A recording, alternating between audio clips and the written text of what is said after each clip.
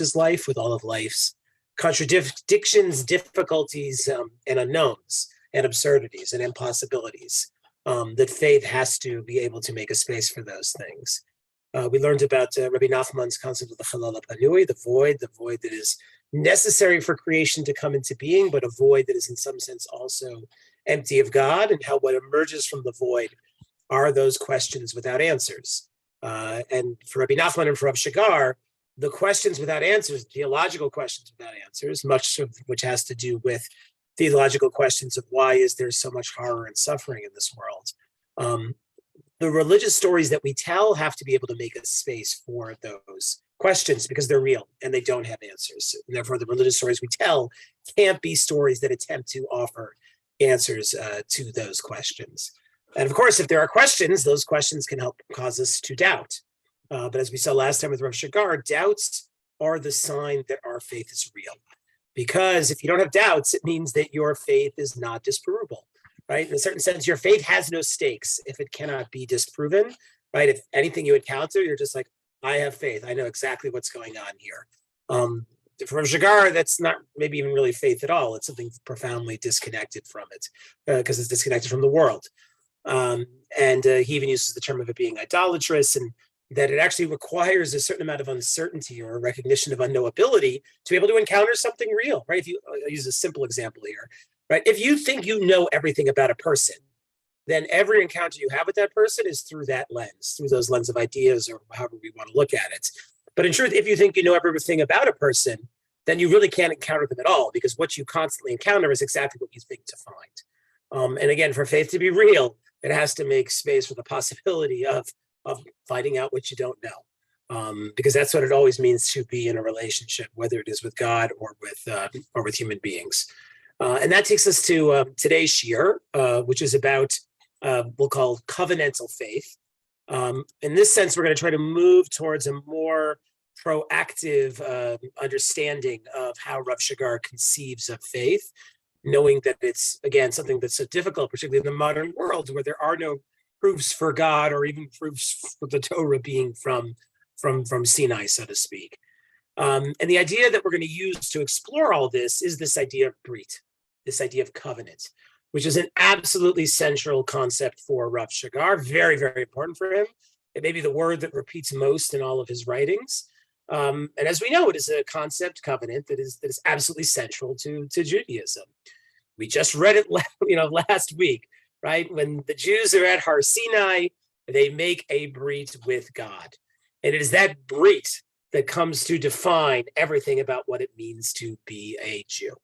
So we're going to have to unpack what brit, what covenant is all about, but it is central to understanding anything about what it means to be a Jew, and therefore it becomes essential for us to think about what it means to have faith and relate to anything of substance.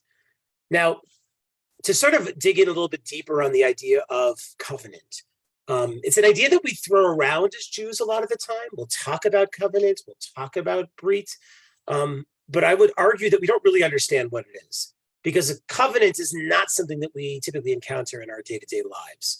Right? If you go around, asking people who are, let's say, secular, like, when was the last time they made a covenant, or are they part of any covenants? Right? They're probably not going to really know what you're talking about, because it's not a concept that we typically encounter outside of religious thinking, for better or for worse. So we have to understand what exactly is a covenant. Why is it so central? Why is it that when God and the Jewish people had that profound moment in last week's parsha at Har Sinai, that the result of that was covenant? Now, what we have to understand is that when the idea of covenant is explored, and this is true both in terms of biblical history in the context of the ancient Near East, right? The ways in which covenant is often explained sounds usually closest to our modern notions of contract, right? If you're familiar with the idea, I mean, again, I don't know if there's any lawyers listening, right? There usually is if you're teaching a bunch of Jews. But a contract is something we understand, right? A contract is when two sides enter into an agreement freely, in which the contract defines what the responsibilities are for each side to the other, and what the consequences are if each side does not live up to their responsibilities, right? That is the nature of a contract. right? I rent an apartment here in Yerushalayim, right? I have a contract with the landlord. It's very, very clear, right? It defines our relationship to each other. She is the landlord. I am the renter, right? I pay her a certain amount a month. That gives us legal access to this apartment, right? She has certain responsibilities when it comes to maintaining the apartments and fixing things if they're broken. We both entered into the agreement freely. Nobody forced me to sign it. Nobody forced her to rent it to us. And if either of us violate the terms of that contract, we essentially go our separate ways. So contract's an idea we certainly understand. Like I said, covenant is often understood in those terms. Again, if you think about it at Har Sinai, the way that we think of the Torah at Har Sinai as contractual is the sense in which, right, God and the Jewish people entered into a mutual agreement with each other, right? God said, you do this. God said, if you do this, I will do this. And we said, Naaseh v'nishma, like we entered into it, right? We laid out the guidelines were laid out, right? We entered into it, we agreed upon it, right? And that defined the relationship that God and the Jewish people were going to have with each other. Now, again, you can look at it that way as contracts, but as we also know, the Torah is not really a contract. And if we have to point to what the fundamental difference between contract and covenant is, I would say there are two features that really define covenant as being separate from contract. Number one is the idea that covenants, particularly in the Torah, are often founded in some way on love, right? Love is at the heart of brit, meaning a brit is what you make when there is love, right? Love is what creates the possibility of brit. I'm not saying that applies in every single example, but certainly in some of the very notable examples, that is absolutely the case. Probably the most prominent example in Tanakh, actually, of this being true, is with David and Yehonatan. When David vanquishes Goliath, right? He presents himself to Shaul and Yehonatan. King Shaul, Yehonatan's the son, the prince, the man who will be the next king. It says in Sefer Shmuel that Yehonatan falls in love with David in that moment, and as a result, Yehonatan makes a brit with David. He actually literally takes like the clothes off his back, like his belt, and he gives it to David to enter into a brit. That's the classic example where it's very, very explicit that we go from love to brit. Of course, we know in Jewish thought, already in the Nevi'im, right, the relationship between God and the Jewish people is framed as a marital one, right? And as we know, this is probably the most significant metaphor of brit in Jewish thought in the Tanakh and beyond is the idea of marriage, right? The God and the Jewish people entered into a marriage with each other at Har Sinai, right? The Luchot, the Ten Commandments, are either understood as the Ketubah or understood as the Tabat, the ring that is of Kedushin, right? But what the Jewish people and God entered into was a marriage, a brit in that sense. So the first thing that makes a covenant different is that it is founded in love. And then the second thing that makes a covenant different from a contract, and I'll just point out again, contracts are not about love, right? Contracts are about, what am I going to get out of this? It is very much quid pro quo. I get into it because I'm going to get something out of it. There's whole very specific conditions. Those conditions aren't met, I'm out of there, right? That is the way a contract works. Contract is always based almost exclusively on self-interest. What again defines a covenant as being different is not just that it is in some way founded in love, but that it is inextricable, right? What really makes a covenant unique is the way it binds the two parties together in a sense that they cannot easily extricate themselves from the relationship, right? That is what a covenant is really very powerful. We'll see this in just a moment, is the way it binds the two parties together. Contracts can be broken.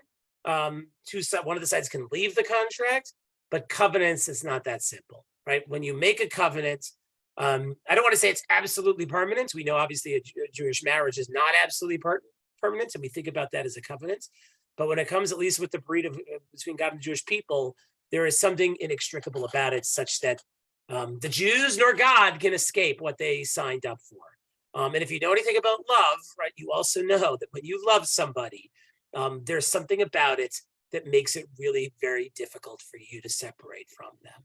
That makes it really very difficult to stop loving them. Right? When you fall in love with someone, there's a sense in which they pitch up a tent inside of you, right?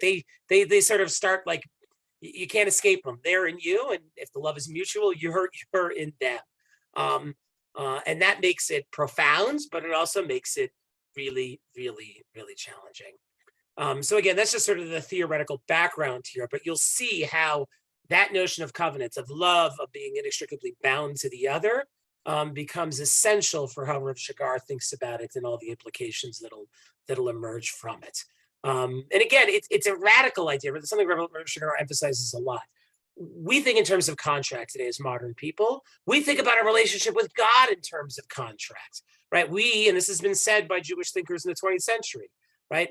God broke the contract with the Holocaust. And when God broke the contract, like, you get to do what any contract gets broken. You get to leave it, or you get to say, I'm no longer bound by the terms of the contract, right? That is the way we think, right? We don't get to be coerced into obligations and responsibilities that we didn't sign up for, that are unfair in some way. We don't think in terms of covenant. We think in terms of contract. But Jewish life is founded on covenant. The way we are bound to people, bound to God, Torah, the Jewish people, whether we like it or not, and the way in which that connection that we have to them, right, exceeds our ability to really, really understand it. So let's dive into Rav Shagar here. This is actually from one of Rav Shagar's earlier essays on the Parsha, from his time at Yeshivat HaKotzel when he was the Rosh Yeshiva there. And he, again, already early in his life, is identifying the centrality of brit. And he's noticing, this is on Parshat Nitzavim, right? Moshe affirms the brit once again between God and the Jewish people at the end of the Torah. And what Rav Shagar does here is he cites a very interesting text from the first Rebbe of Lubavitch, in which Rav Shagar is trying to define what a brit is all about. Because again, if you read the Torah, you got to know what a brit is about, because again, it comes up over and over and over again as this defining frame for the Jewish people's relationship to God. So here's what he says, citing here from the first Rebbe of Lubavitch, the Alter Rebbe, who says as follows in Likutei Torah. He says, two who were our beloved to each other make a brit between them, so their love will not come to an end. For if that which the love was dependent on would be forever, there would be no need to make a brit between them. Rather, it is because they fear that maybe that which is the cause of their love will end, and so too will their love. Through making a brit, their love will be eternal and never falter, and no internal or external obstacle will separate them. So the Alter Rebbe here makes a sort of a counterintuitive point, in that if you want love to last, he's saying, you got to make a brit. Right? If you want your love to be something permanent, something eternal, you have to make a brit. Now, the reason this is counterintuitive is that normally we think it's the other way around. Normally we think, I can only enter into a brit if I know my love is going to last forever, right? This is a theme that occurs in romantic comedies, right? That the two people fall for each other, but one keeps having cold feet about really making it an enduring relationship because they're not really sure if like their love, their feelings are going to last. And that's the way we think, right? Like if you're not 100% sure that your love is going to really endure, then you really can't commit to this relationship, right? Rav Shagar is saying you never really know whether love is going to endure until you make a brit, right? There's something about love that is sort of either transient or sort of stands outside of time, right? Love happens to you and you feel it intensely, but to make it last, that requires something else, right? There's a difference between love and marriage, right? Love is the way, again, you fall in love, you feel bound to the other, you feel like your whole world is suddenly turned upside down, but only marriage turns that love into making it something real and something enduring. And that is what the Alter Rebbe is getting at here, right? Because the challenge with love, he's noting this, and he's implicitly referring back to a Mishnah in Pirkei Avot, is that love, to a certain extent, is always conditional. We fall in love with people because we think they're the most amazing people in the world, right? We fall in love with somebody and we can count the many ways in which, we think they are amazing and why we love them. But if that's true, if we fall in love with someone because we've got a list of 10 things about what makes them so amazing, we run the risk that when those 10 things are no longer there, like perhaps our love will not be there either. And what's unique about love and covenant is that there's something about covenant that is unconditional, right? There's something about covenant that reflects a notion that you are bound to the other forever, like that you can't really escape them. And that's obviously very scary, but it's what makes love so incredibly powerful, right? That love is this force that can bind us to others forever, right? There's nothing else that can do that, right? Two people who have nothing in common, come from totally different worlds, can somehow experience something we call love that forever binds them together in ways closer than anything else that human beings can imagine. Right? There's something very profound about the way that love works in that fashion. And again, it requires a brit to make it real, to make it enduring. And we know this, like we all know people who have this like incredible like love moment, love relationship, and it kind of like is intense for a short period of time, and then like doesn't really go anywhere. And sometimes people like that. They like the romanticism of that moment when they felt that intense love. But the Jewish approach is always going to say that, like, if there's not an attempt to make that love real, and that's what marriage is, to make it enduring, right, then you are missing something absolutely, fundamental to what love is about. So that's the Alter Rebbe's first point. The second point he says that when you make a brit, right, you make between themselves such a strong and mighty connection, they become inextricably connected in their love by a wondrous connection that transcends reason and logic. For even though reason and logic may dictate that their love should end or even turn into hatred, even so, because of the brit they have made, their love must exist forever. Right? And what he's saying here is that, as I was saying this before, that love binds us to the other in a way that is unconditional, such that even if the person changes, right, even if we can say to ourselves, okay, we've reached a point in our relationship where this doesn't make any sense, like I don't know like why I'm still with you, that love and covenant make it such that we can't leave, that we still feel bound to them, even when we don't have necessarily good reasons to still feel bound to them. And again, this is completely countercultural to the way we think about marriage today, right? The way marriage works is that when you stop getting out of it what you want and what you expect, right, you leave, right? And to a certain extent, there's good reason for that, right? If you stay in a relationship where you're not getting what you want and what you need, we call that abuse, right? So this very notion that you can be unconditionally bound to another person is not so easy for us, right? It has elements of what we might call slavery, right? Like slavery is what it means to be unconditionally bound to another, to not have control over your own destiny. It's somehow they have to some level of control with you. But what covenant is trying to do is navigate a path on the one side of contract, which you freely enter and leave at any time. There's nothing really truly enduring about it. It's about your own self-interest. It's about you. It's not about the other. That's one extreme. The other extreme is slavery, right? And that's the experience of being so completely bound to the other that you have no freedom, no autonomy, no agency. You must just submit to them, right? Covenant is about something in between, where there's a space for both sides to actually encounter each other, right? Contract's only about yourself, and slavery is just about the other. Covenant is about trying to bring the two sides together into a relationship. But again, what makes covenant challenging is the way that we feel bound to the other in ways that we can't escape. And again, I'll use the example I was saying before about love, right? You probably have had people in your life who you loved, and for some reason that relationship ended, but you still feel bound to them in ways that you can't like. Meaning, this is, again, a theme in romance novels and movies. You fall in love with somebody, you don't want to love them. It's not good for you, right? It presents all sorts of problems for one reason or another, but you can't stop loving them, right? You can't tell yourself, okay, I'm going to stop loving you. I don't want to love you, even if I think I have good reason to. There's something about love that always exceeds us in that way. And that's what makes it so powerful. If you balance to the other, even when we don't have reason, or even when they've done things wrong that are so difficult and so hard. So again, the Alter Rebbe says, why is this the case? Because they have come together in brit and connection. It is as if they have become one flesh. And just as one is not able to stop loving themselves, so too they cannot stop loving their beloved. And this is the critical point.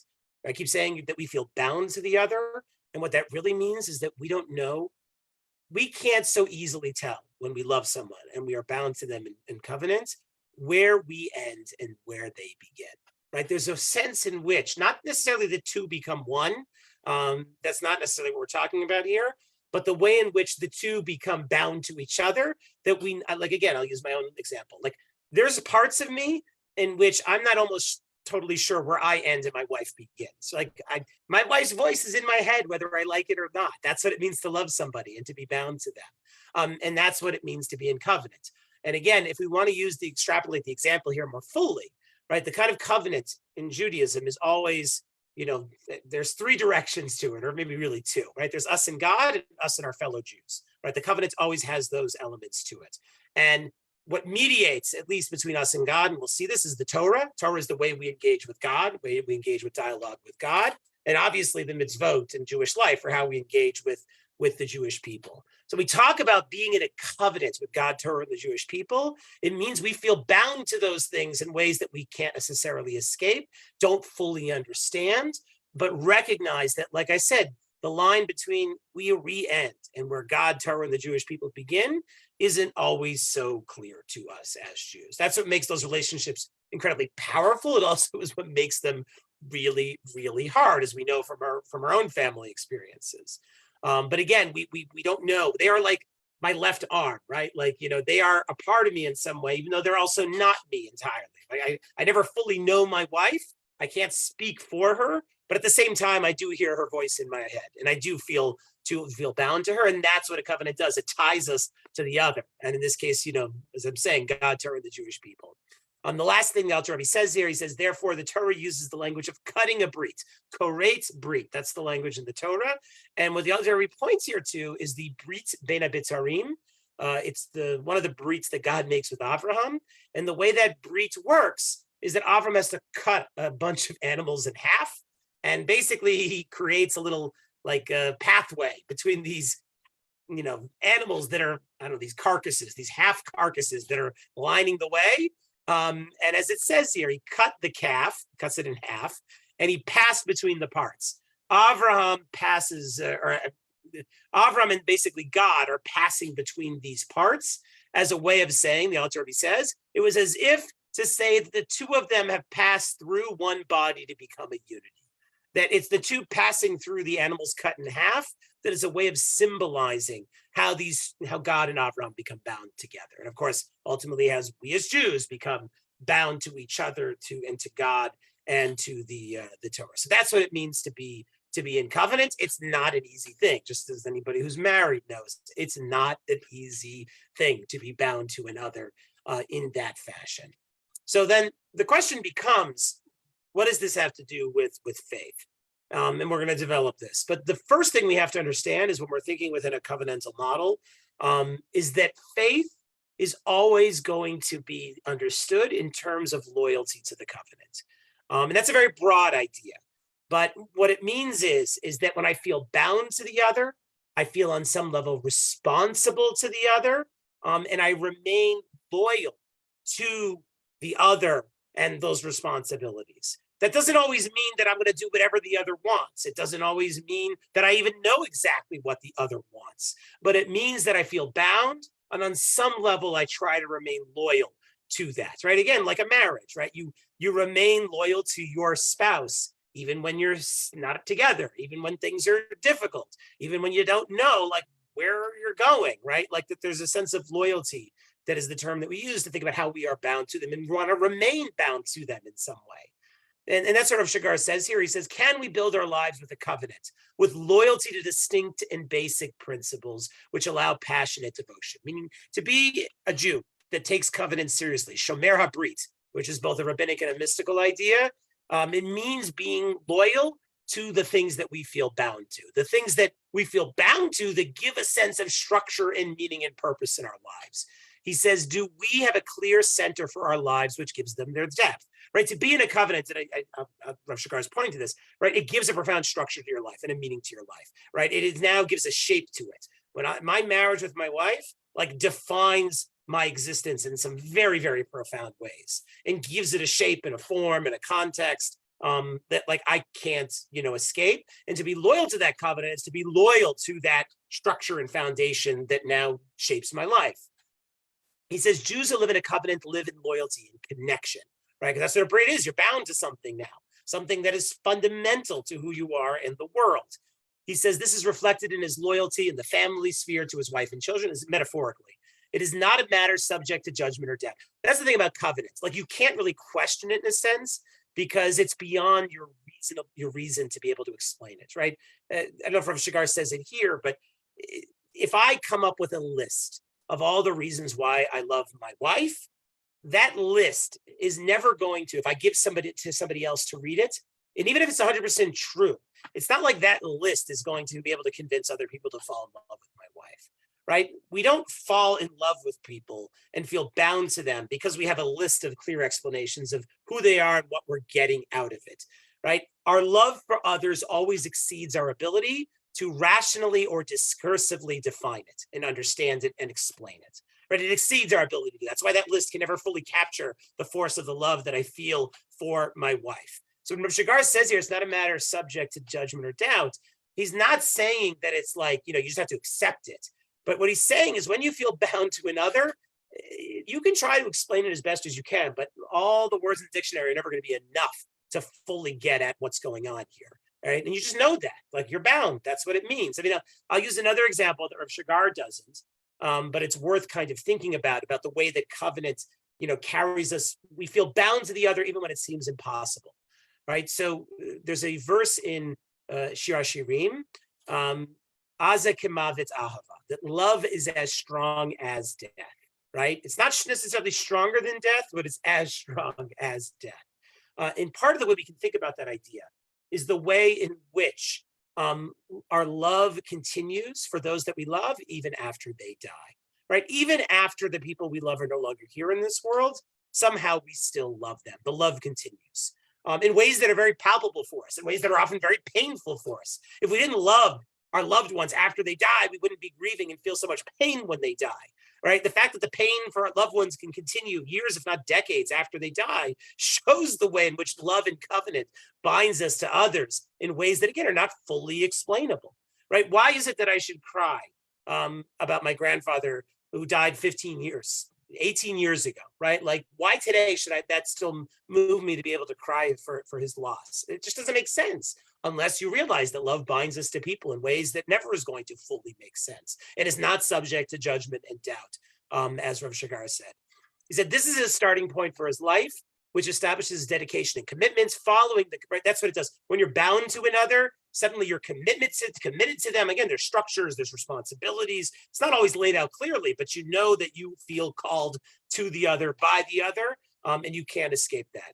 He says, following the covenants, his life is lived out of a constant search for meaning, out of an understanding of what is the thing into which and for which I get up in the morning, right? Once you're in a covenant, like you now have this thing, right? I mean, I keep picking on my wife here. I wake up in the morning, I see my wife, right? She's laying there in the bed right next to me, right? Like that is the reality of being in covenant. You have something, somebody, some other that is like fully in your world and defining your world, right? Like going to sleep is a very intimate thing, right? It's something you do like by yourself. But suddenly there's another person there. And then that becomes, again, a good metaphor for describing what it means to be in covenant. Even in your most intimate, private moments, there's somebody else there. And they are, providing, again, a shape and a form and a meaning to your existence. He says here, the thing, like I said, that for which I get up in the morning, the thing that motivates me to act during my day and when I lie down to sleep. That's what covenant pushes us towards. And to have faith means to be able to be loyal to the covenant. I'll use a metaphor that Franz Rosenzweig uses, and Rav Shagar cites Franz Rosenzweig, consistently. So it's he doesn't use it, but I think it very much fits here. And to be in a covenant means to be able to hear and feel the call of the other, even if they're not physically calling to us. We hear them calling to us. We feel being pulled towards them, being bound towards them. And to be in a covenant, to be loyal to a covenant, says I still hear that call. Right? I still hear my wife's call when I'm thousands of miles away. Right? I still hear my grandfather's call, and he hasn't been alive for 18 years. Right? My oldest son is named after him. Right? I still feel that call. Right? And again, for the Jewish people, after the Churban, after the destruction of the temples, after exile, after the Holocaust, right? To have faith through any of those impossible situations means on some level that we can still hear God's call. That we can hear God's call. When we hear God's call, we do what everybody does when we hear our name being called. We just like turn around, right? We feel ourselves being pulled, because that's what it means to be in covenant. To feel that there's this thing out there that is you are bound to, that helps shape your world, and that calls to you. And when it calls to you, you cannot help but turn and want to respond to it. So the question, of course, becomes, again, I'm trying to lay out here sort of the theoretical, metaphorical way of understanding covenants. Like, what does this mean practically? right? God's not speaking to us. We're not prophets. God's not speaking to us in the kind of way that I have a relationship with my wife, right? So then what does this even mean, especially in modernity, after the Holocaust, after, again, what does it mean to be loyal to a covenant, to hear, God's call? So I think this is where Shagar is very, very thoughtful. And to a certain extent, he's going to offer an approach here that's a little bit more intellectual, but it's one that deeply speaks to me because I think it just gets at something very truthful, which is the way that a Jew experiences the covenant with God, the way that a Jew can continue to hear God call to them, even today, even right now, is through the Torah, right? The Torah is the framework that enables the brit to continue, right? It's the way in which God keeps calling to us and the way we keep responding to God, right? Rav Shagar doesn't say this, but I think to be a Jew in the modern world, it can be difficult, sometimes almost impossible, to look at history or look at our experience of the world and say, that's where I'm going to find God's call. There's many reasons why that feels impossible, or a rational scientific understanding of the world and how it functions, right? The horrors that we experience, right? The earthquake in Turkey, 30,000 plus people killed. And we have rabbis here claiming that's God's, punishment on the Turks who were evil to Israel, right? It's hard to see God in the world. And the people who do, I think we're deeply skeptical of.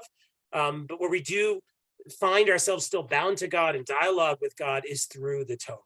And that is very important for Rav Shagar. If you want to be part of the brit with God, the Jewish brit, like the only way to do that, it's inescapable, I think, especially for the modern Jew, is you have to have a relationship to Torah. You have to have a deep, abiding relationship to Torah.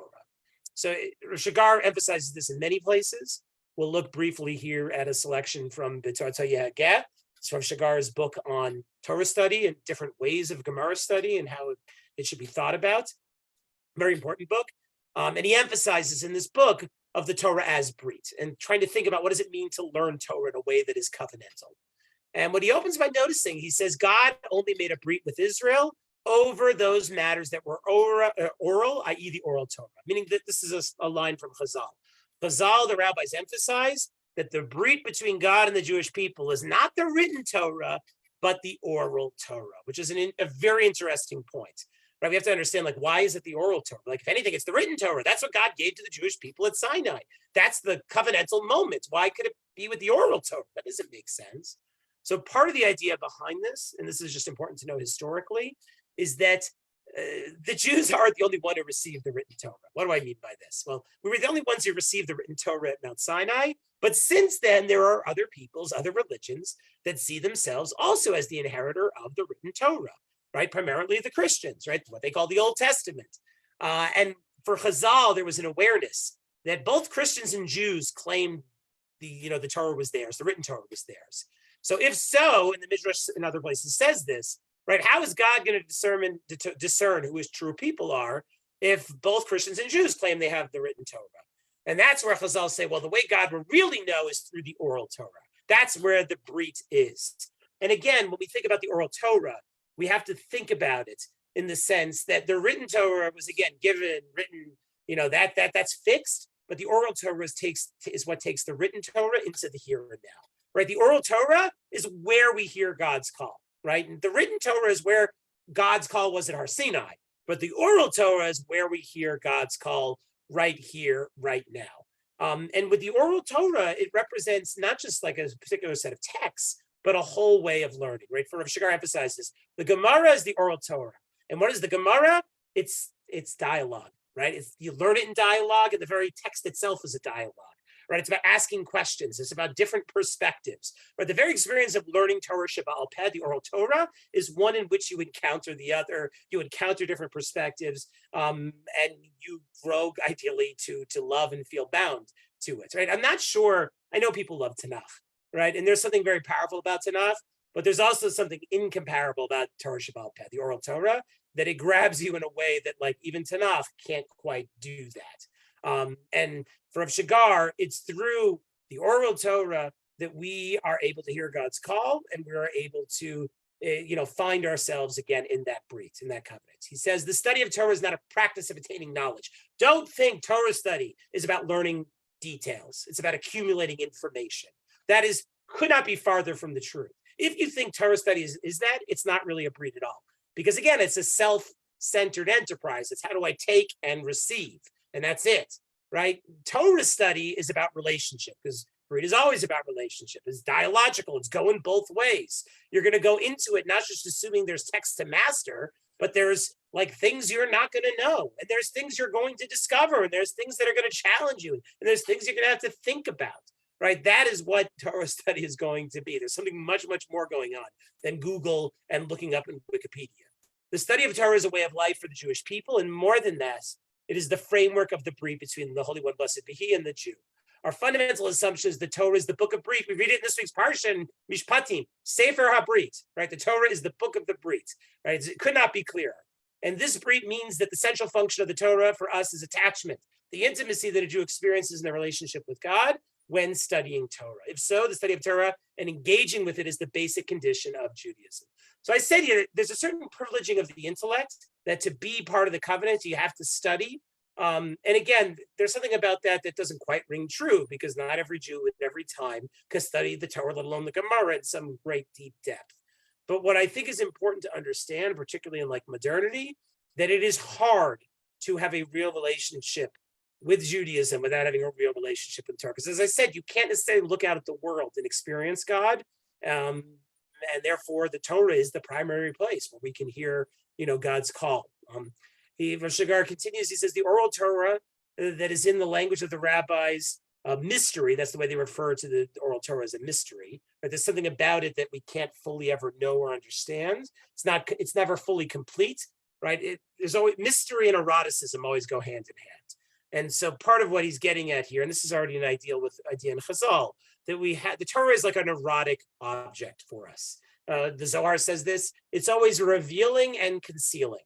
Right, I'm going to say something slightly inappropriate. It's as if the Torah is doing like a striptease. That's the way the Zohar sort of even almost explains it to us. Right? There's something about the Torah that we see, but there's also that which we can't see, and we're constantly drawn into it. We're constantly like, there's more to know, more to understand, never fully capturing it all. And it's that eroticism that is at the heart of brit, right? That's what love is, to be bound to the other, to be drawn to the other, to desire the other. He says in the marital context, the couple feels they are not able to focus their vision on each other. So what he's noting here is that there's a problem, particularly in modern relationships, that we don't really have this sense of brit. And the reason we don't really have this sense of brit is because we're constantly looking elsewhere.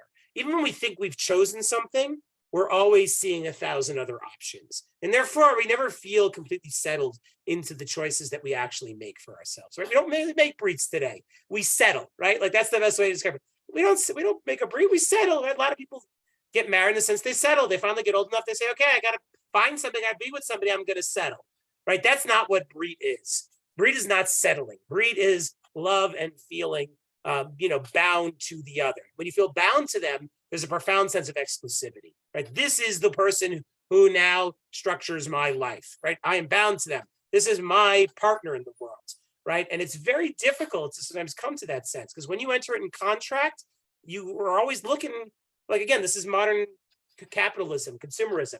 If you think of the world through contract, you're thinking, okay, I got a great deal over here, but what about the better deal that's over there, right? That's always the temptation with contracts. Can I find a better one?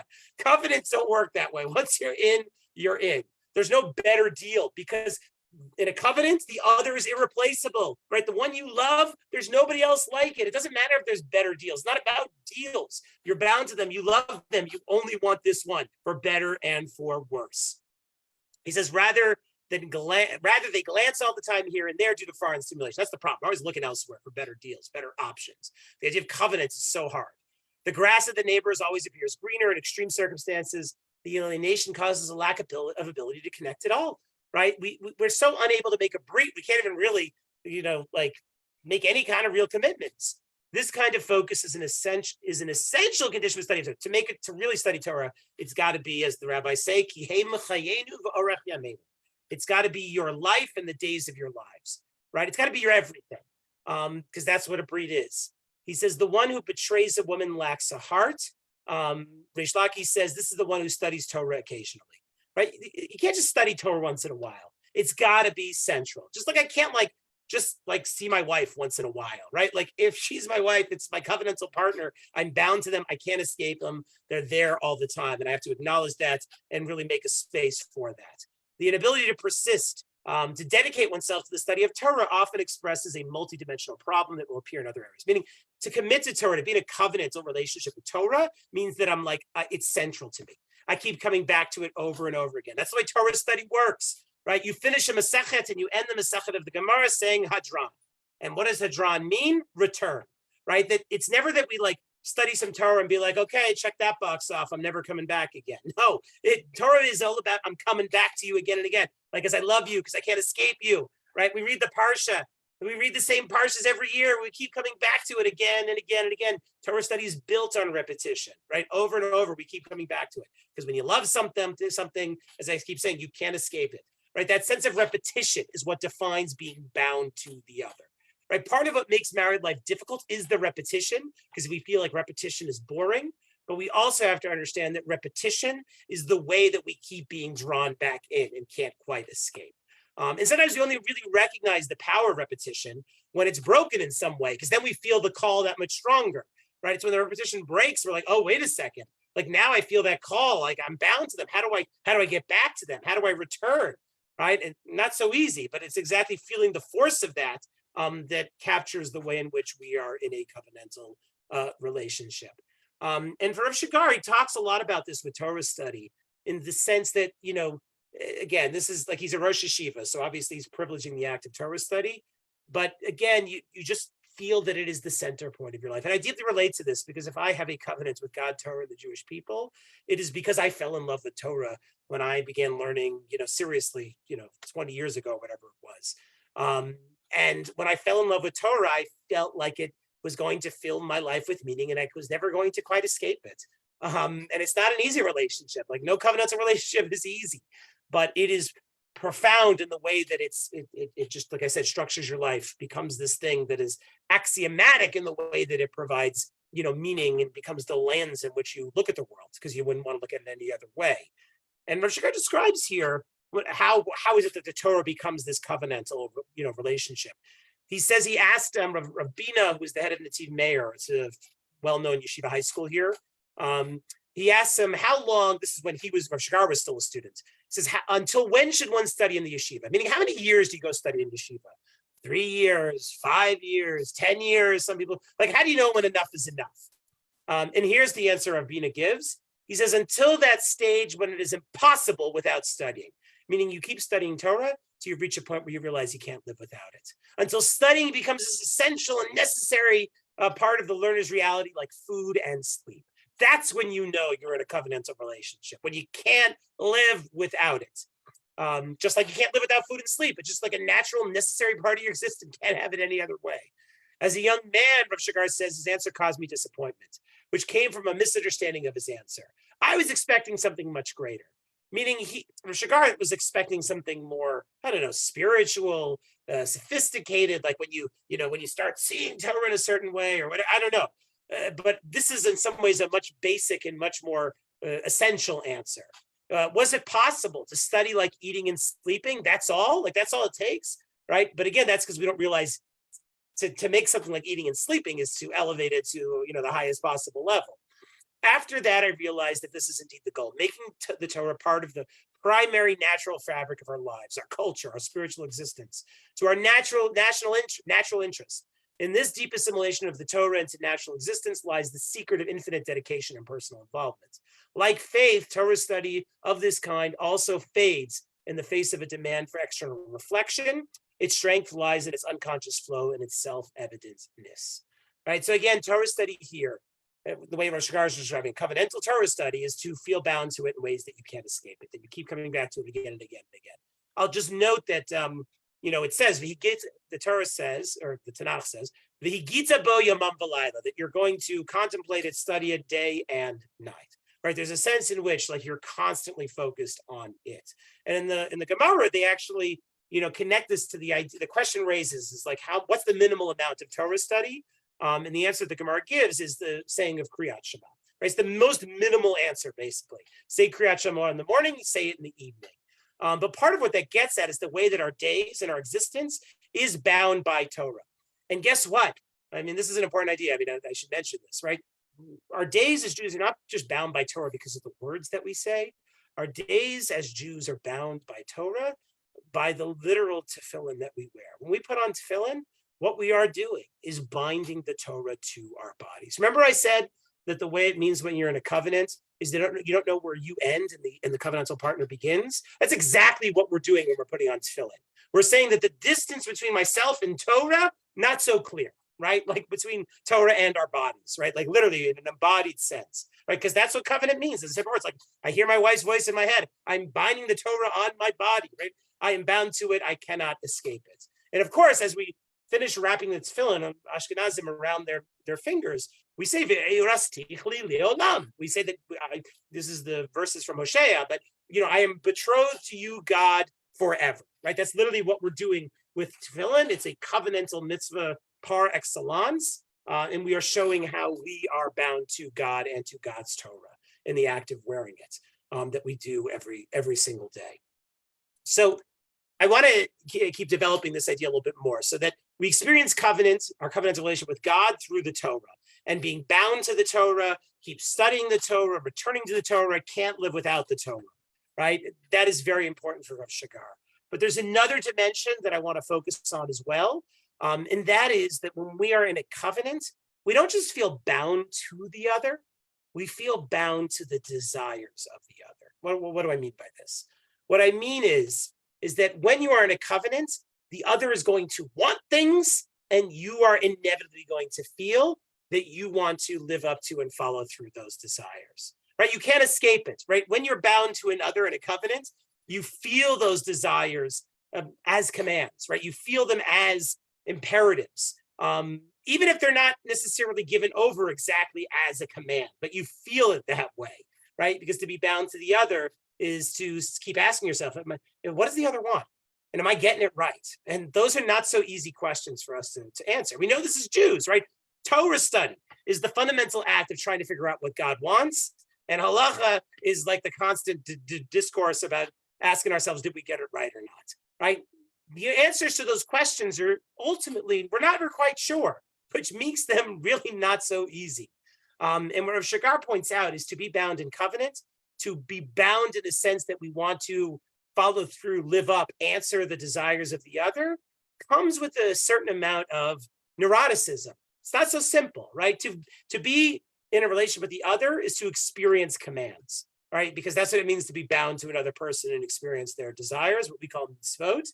But it's not so easy, right? And for Rav Shagar, this is actually a really essential point, right? If you want to know whether you're in a covenant with something, it's not just that you keep returning to it. It's not just that you're bound by it.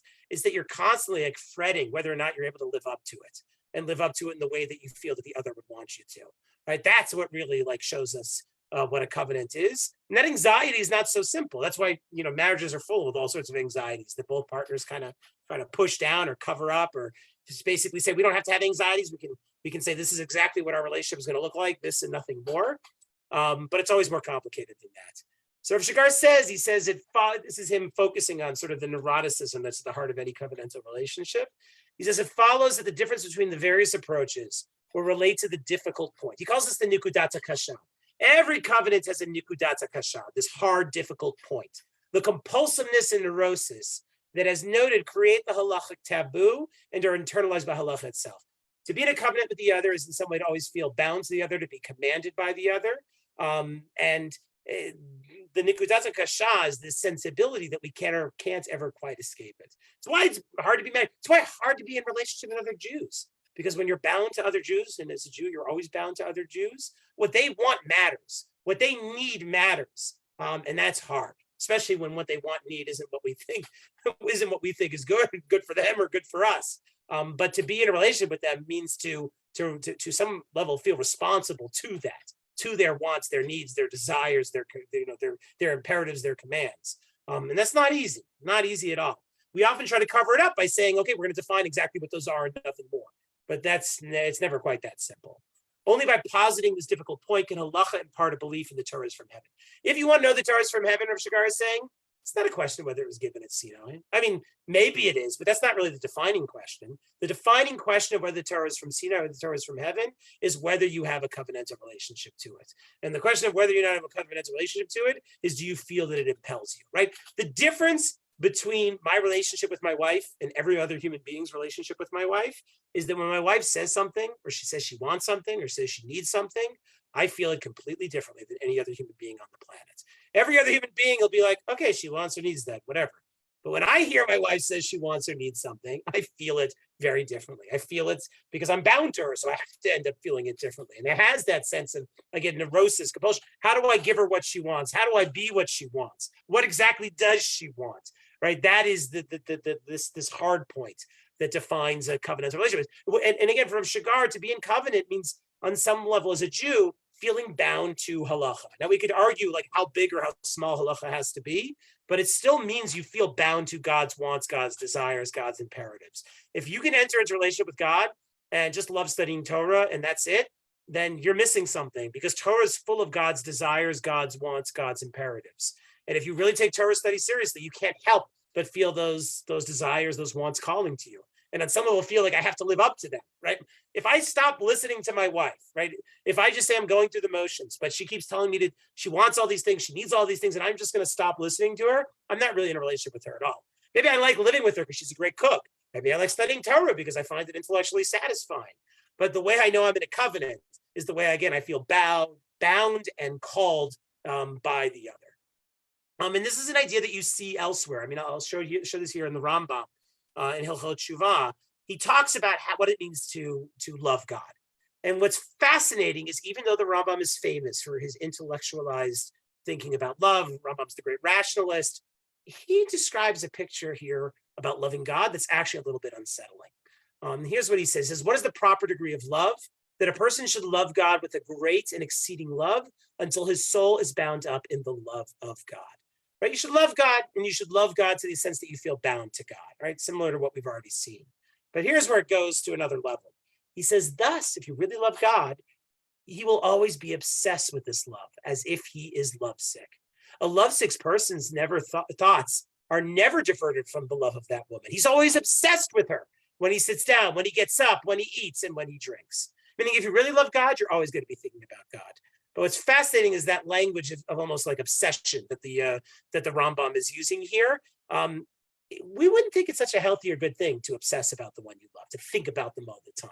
Right? We might think there's something a little uncomfortable about that, but that's what love is. And he cites here, from Shir HaShirim, cholat ahava, right? Love, to truly be in love is to be lovesick, right? Which means that if we call being lovesick, means there's something about love that's not always so pleasant, right? Not always so easy. Right? Like it's something that's, again, beyond your control. Part of being lovesick is you want to do everything you can to satisfy the other. It's not an easy thing to do, an easy place to be. He says with an even greater love, the love for God should be implanted in the hearts of those who love him and are obsessed with him at all times, as we are commanded, with all your heart, with all your soul. This concept implied by Solomon when he stated as a metaphor, I am lovesick. Indeed, the totality of Song of Songs is a parable describing this love. Right, what Shir HaShirim gets at is the love that animates covenant. The way the Raya and the Dod, the lover and the beloved, are bound to each other and constantly obsessing about each other and wanting to be together. But again, it's not an easy place to be bound to others that way. To feel connected to them and to feel that we have a responsibility to them. That when they call, there's a part of us that, if we're going to be in a relationship with them, has to respond. Not an easy thing. Not an easy thing at all. And I want to conclude by taking us back to the text that we looked at in the first session. Because if you remember, again, just to summarize here, to be a Jew means to be in covenant with God, Torah, and the Jewish people.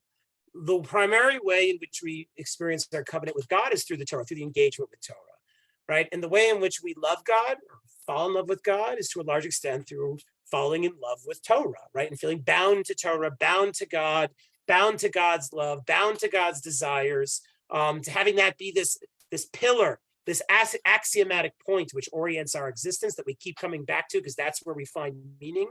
That's one dimension. On the other hand, there's this dimension of halacha, mitzvot, of feeling bound not just to return to the other because we find it as a source of meaning, but being bound to the desires and wants of the other. and often being anxious about, are we getting it right? Are we doing it properly? Right? That's what it means to be somebody who's like frum. And I mean that in the best possible way. You feel bound to the other's wants and desires. There's like things God wants you to do, and I may not always like it and agree with it. But guess what? Not every time my wife tells me she wants things cleaned up a certain way, or for me to do something in the house, does it make sense to me, or do I want to do it? But if I want to be in a relationship with her, I know it's important that when she says those things, I feel called. I feel responsible to it, as difficult as that might be. Because that's what love is. That's what it means to be bound to the other in love. And if you remember back in the first session, Rav Shagar was trying to rethink faith after the Yom Kippur War. What does it mean to still have faith in God after the traumas that he experienced? And one of this metaphor that he develops is this idea of shade, the shade of faith of the sukkah. To dwell in the sukkah is to dwell in God's shade. But what Shagar wants to keep emphasizing is that metaphor is not this comfortable, confident one, because the sukkah doesn't really prevent any harm from happening to you. You're out in the sukkah in the rain, you're going to get wet. You're out in the sukkah and if the wind's blowing, sukkah may collapse on you. And Rav Shagar's point is it doesn't matter, because when it comes to the sukkah, that's where a Jew wants to be. We want to be in the sukkah, in the shade, even if it's never fully going to protect us. We want to be in relationship with God, God's Torah, the Jewish people, even if we know that it's not going to make sense, that we're not going to always get out of it what we want, but because we feel bound to it. And to express that, Rav Shagar turns to a midrash from Shir HaShirim, because you recognize the only thing that can really explain what it means to be bound to the other in that kind of fashion, in a way that makes us vulnerable, in a way that provides profound meaning, but doesn't really provide us any security, and that is love. And what he used here was the midrash in Shir HaShirim of the Jews wanting to dwell in God's shade, even when God doesn't really provide much shade, right? He uses the metaphor of the apple tree, right? The non-Jews in the world don't want to dwell in God's shade, right? And the implication here, and this is important, is because the non-Jews know that being God's chosen people doesn't always get you that many good things. It doesn't really make sense. When it's really hot and sunny outside, you go where the shade is. And the Jews, that's not what they do. We go where God is, as difficult as that might be, even when it doesn't make sense. It certainly doesn't make sense to the non-Jews. That's what the Midrash is getting at here. But nonetheless, as it says in Shir HaShirim, I delight to sit in his shade. The beloved wants to dwell in the shade of the lover. That's the only place we want to be, even if it's painful, even if it's difficult, because we feel bound to them.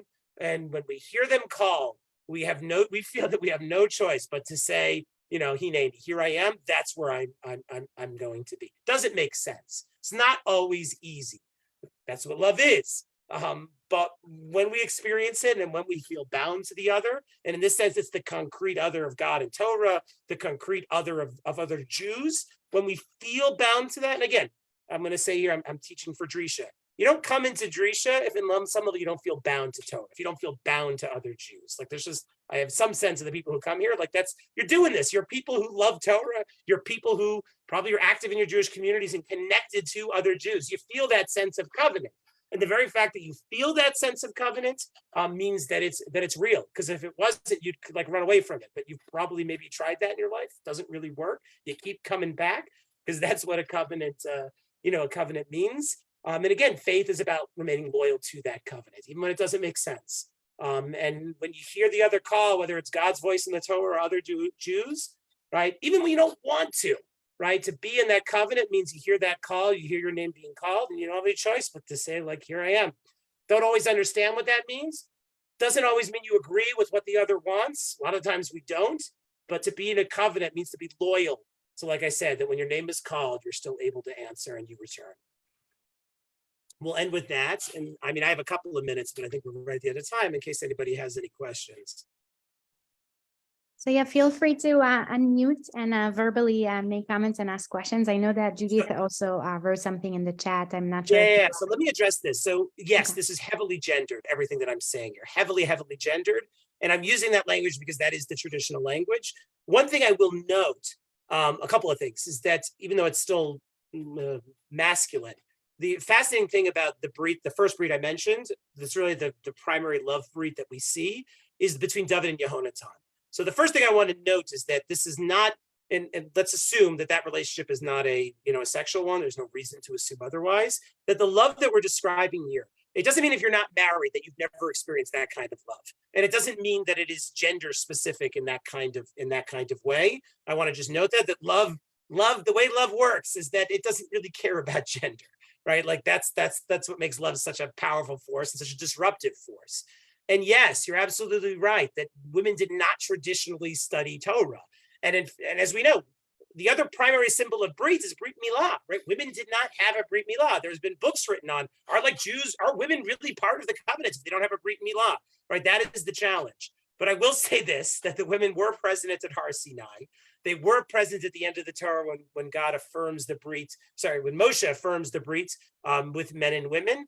But yeah, we have a fair question to ask here, is that in a certain sense, the structural form of Judaism has been in which men really are the active participants, partners of the brit with God. I mean, but as I said, at the same time, when we look at the Torah, that's never quite the full answer. And I think for me, at least me personally, everything I'm saying here, well, again, using gendered language, for me at least, it applies equally, to women without question, because of a certain level, to be in a brit in the time that we live in is a very individual thing, right? Like nobody can force a brit on you. At the end of the day, you have to be able to answer for yourselves, whether or not like you hear that call, you feel that call. And that's something every Jew has to do. Right? One of the beautiful things about modernity is the way it makes us recognize that this isn't just like for men or for rabbis or women are separate. Like we're all in the same boat here. Nobody's got the answers. And the question is whether or not we can really, like I said, hear that call and be able to answer it. I know, Judy, it looks like Judy, you had another question. You're muted, at least for me. Oh, Judith, you're actually unmuted, but we can't hear you still. Do you want to maybe type it in the chat? I think you might have an issue with your audio. Yeah, no, we can't hear you, even though you're unmuted, but maybe you can write something in the chat or otherwise next time. While she's writing it in the chat, is that also the concept of chakal tapuchim, the apple orchard in the literature of Torah?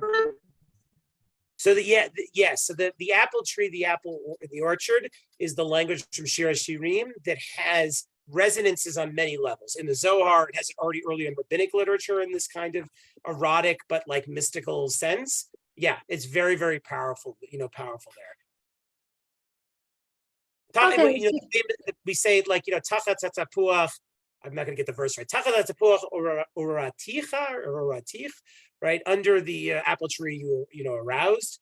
And that is already in rabbinic literature referring to the way in which the women seduced their husbands in Egypt. So to ensure that they would continue to be Jews, even at a time when Pharaoh's decree was such that all Jewish babies would be, thrown into the Nile. There again, you see it, right? It's the love that expressed through covenant, right? Jews being bound to God, but in that moment, the Jewish husbands and wives being bound to each other, that actually enables the covenant to continue to be real. Any other comments or questions? I think, Chaim, are you trying to talk still? You're on mute. Were you trying to say something? I was apologizing to Judy for interrupting her. I think we can't hear Judy. Her sound doesn't work. But Judy, if you'd like to, maybe next time. Yehudit, do you have a question? Yehudit, go ahead.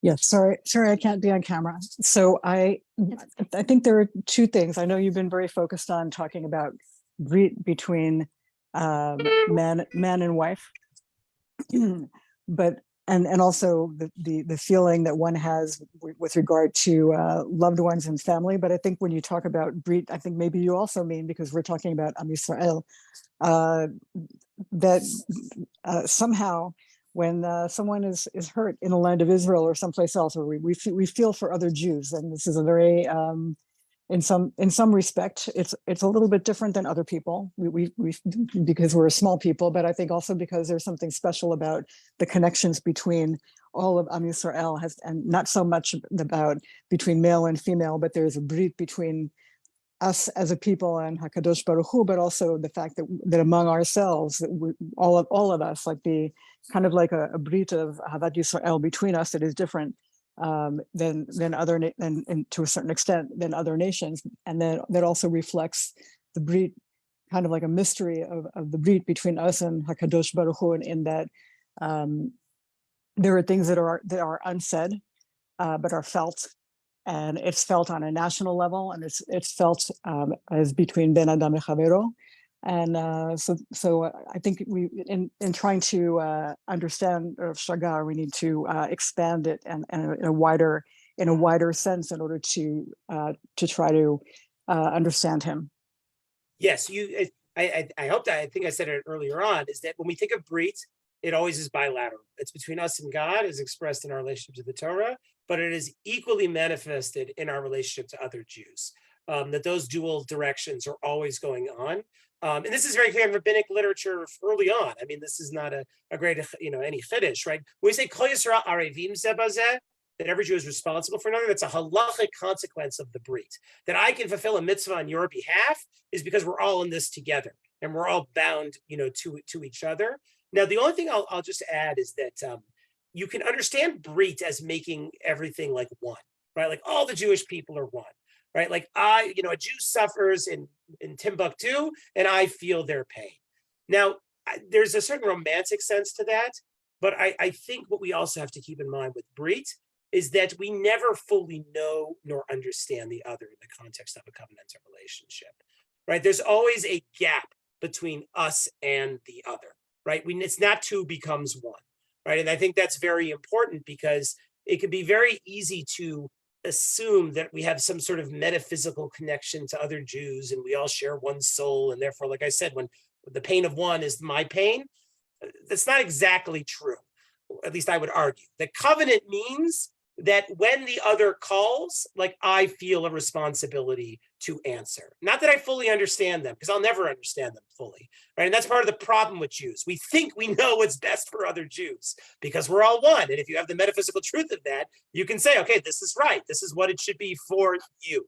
And that's a big problem in the country I live in right now. But covenant means, to a certain extent, the unknowability of the other. That includes God and our fellow Jews, which means we don't know what's right for them. They don't know what's right for us. But when either of those sides call, right, we feel that pull to answer. And that is what it means to be in a brit. I think, as David says, this is the concept of brit is also avdut and inui. It's not just unity; it's also the sense of the torn parts too. Yeah, of course. Look, I mean, like I said before, with the example with my wife, the hardest thing about being in a covenantal relationship is that the comments that the other makes aren't just like comments. When another Jew lays out those beliefs and expectations out there, we feel it's in a very different way than when some, person we don't have that kind of connection with, like, makes sort of claims or judgments, right? That's what's hard about a brit, is that when we're bound to them, they want things, they do things, and we feel it intensely, and it's hard. But it's also what, again, gives us meaning and gives our world a sense of meaning, to be bound in others in that kind of way. It's tough. Like, again, I want to be clear here. Love and covenant and the Torah and the Jewish people, these are not easy things. And too much of like religious thinking and language makes it romantic, puts a nice bow on it, makes it simple and obvious and clear. Right? These are like complicated, messy, and hard. That's what the Torah is. I mean, you look at Torah closely, right? It is every step of the way. It is, Jewish people and God, right? It's complicated, messy, and hard. But again, anything that's worthwhile in life, that's really, really worthwhile, is complicated, messy, and hard. And it means learning how to own up to that. Thank you. All right, we'll end here.